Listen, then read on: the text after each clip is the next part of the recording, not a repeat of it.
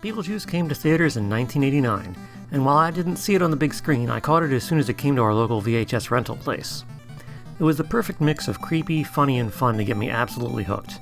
We eventually got an action figure line from Kenner, makers of the Wonderful World Ghostbusters toy line, as well as a cartoon show that took quite a few liberties with the source material to make it work, but I still found it enjoyable, especially since it made Beetlejuice and Lydia the main stars, not to mention that great opening with Danny Elfman's score. So of course, with any hot franchise kids were into in the 80s, there were video games as well, and while none of them were fantastic, they had enough Beetlejuice charm in them to keep me happy. 2 of the 3 I'll go over I enjoyed from my childhood, while the 3rd I'm coming at with a completely fresh take.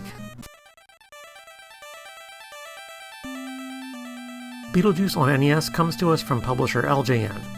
There's been tons of hot takes online about what LJN means when it comes to games, but to me it usually means an idea that's pretty good, but was not given enough time or financing to make it truly shine. Some other examples are Jaws, Friday the 13th, and Who Framed Roger Rabbit. All of them have unique takes on the source material and try to do something different with their gameplay, but I feel that due to being rushed, none of them ever really got to truly be what they could have been. The same could be said of Beetlejuice, although this one is a much more traditional approach, mostly going for a straightforward platformer. It's developed by Rare, and the music is composed by David Wise, so it certainly has talent behind it. In this game, you play Beetlejuice as he invades the Dietz's house by way of running around and platforming, and going through sewers and caverns. It plays fast and loose with the movie. But it does bother to show us Barbara and Adam Maitland dying in the river after going over the bridge for some reason, even though I don't think they actually appear in the game. Edit here, Barbara shows up in the top-down level 3. You have to bring her the handbook for the recently deceased. As you make your way through the stages, you'll find shops run by the shrunken head victim of the movie. He seems much more chipper now, and he'll sell you useful power-ups if you give him help vouchers. You earn them mostly by defeating enemies or even by just squishing the bugs that pop out of holes. Oddly enough, I think one particular power-up is necessary to defeat the first boss.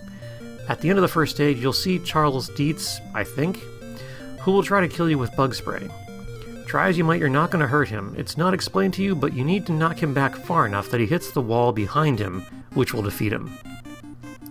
And to do that, you need the skeleton scare.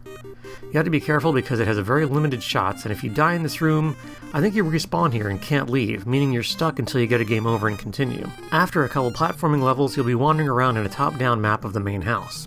In a great nod to the movie, Delia's sculptures that come to life near the finale are wandering around here as enemies. This area is pretty tough and requires you to talk to people and find items to get keys to open doors, but at times a ghost door will chase after you, and if it catches you, it sends you to Saturn, the sandy place where the sandworms roam around from the movie. And while I'm sure there's a way to escape Saturn, I've never figured it out for myself and get a game over. The 3rd level's interesting, but there's a weird bit of randomness to it. Some doors will take you to Saturn, and you won't know until you've tried it, and then try to remember next time which ones they were.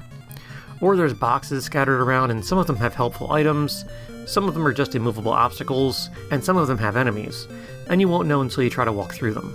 When I played through recently on an emulator to refresh my memory, I got pretty much as far as I've ever gotten in level 3, then got a game over, and instead of reloading my last save point, I accidentally saved at my game over.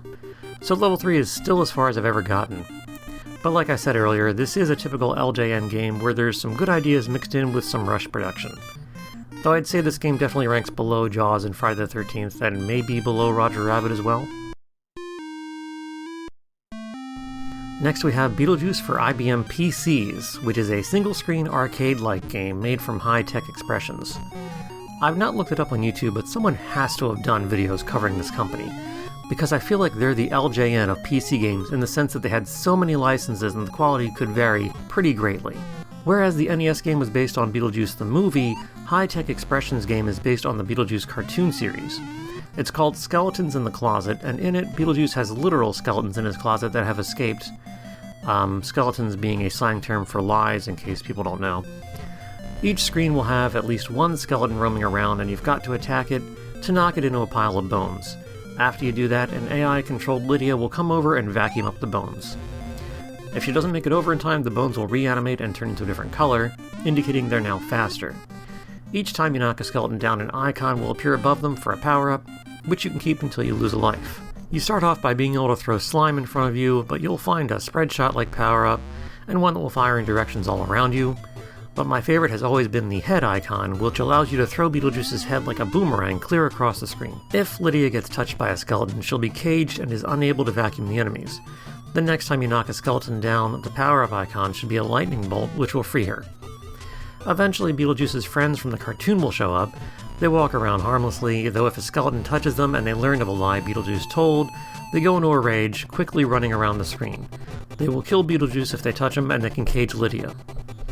Also, if you stand still for too long, a sandworm will appear beneath your feet and try to eat you, so you want to make sure you always keep moving. And that's pretty much the whole game. As the levels continue, more skeletons will appear, and some will take more than one hit, but there's not that much variety. As far as score attack, pick up and play games go, it's not bad, and it's worth trying out for the fun of it. Finally, we have Beetlejuice on the Game Boy, which was once again brought to us by LJN. I'm not sure if Rare handled this one or not, and I don't trust the wiki page enough to say either way. But unlike the NES game, this one follows the cartoon show.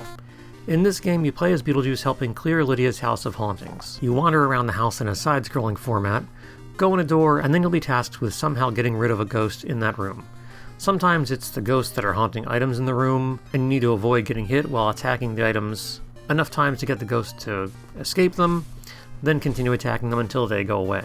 Other times they switch it up and you'll have to do some kind of gimmicky task like a pipe dream-like puzzle, which luckily I really like pipe dreams, so I did not mind those.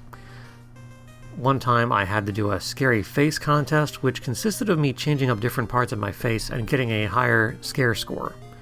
I didn't really know what I was doing as I scrolled through the face features, but soon after I was then facing off against a ghost in a scare-off, which had me hitting button presses as fast as I could. Correct presses made the meter go up, and incorrect ones made it go back down. I had to fill the meter before the ghost. I'm guessing that the scary face I constructed somehow fit into how much the meter would go up for my button presses, but I wasn't really sure. Of the three games, this is the one that I went into blind recently, having never owned it. I'd say it's a perfectly serviceable licensed Beetlejuice game, and if I got it as a kid, I'm sure I would have been plenty happy and played the heck out of it. The graphics are nice and detailed, with a pretty good-looking Beetlejuice sprite. The backgrounds are well detailed in each room, and being based off the cartoon, I feel like they're able to use that style to their advantage and not have to worry about trying to make everything like realistic renders or anything. I did enjoy the nod to Delia's sculpture from the movie walking around once again. Each room challenge was usually easy to understand, and once I completed it, I felt compelled to find the next door and see what the next challenge would be. I got up to what I'm guessing is kind of like the boss challenge of the first area, 2 ghosts you have to trap in the attic. The way to catch them was a bit more roundabout. One you had to corral into an open chest, and another you had to get to burn itself on one of several candles. I failed a couple of times with this one and stopped there, but I might go back and give it a try sometime and see what the next area of the house is. So there you have it, 3 vastly different takes on the Beetlejuice franchise in video game form. None of them are amazing, but I think they all have enough originality and weirdness to make them each unique and interesting and worth some playtime. I still have a fondness for the NES game, although revisiting it for this video definitely made me realize I was looking through with some rose-tinted glasses for sure. With the upcoming Beetlejuice sequel hitting theaters this year, will we see a brand new Beetlejuice game to add to the collection? Well, no, I'm pretty sure we won't. The most we can probably hope for is a Beetlejuice skin running around Fortnite, right? So we might as well make the most of it and play through some older Beetlejuice games. Thanks for watching, and as always, happy gaming.